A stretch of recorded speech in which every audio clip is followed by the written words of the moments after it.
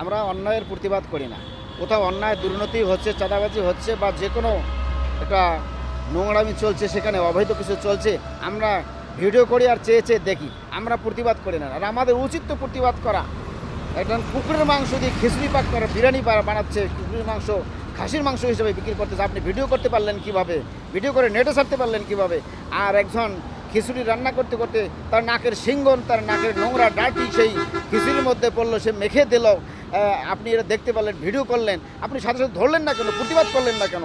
এইভাবে প্রত্যেকটা অন্যায় যেখানে হবে, নোংরামি যেখানে হবে, আমাদের উচিত কি না সেখানে আগে ধরতে হবে আগে। আপনার ভিডিওটা বড় না, আপনি খালি ভিডিও করে নেটে ছাড়বেন, ভিউ বাড়াবেন, আপনার এসব নোংরামি ডাটি ছাড়া আপনার কিছু না।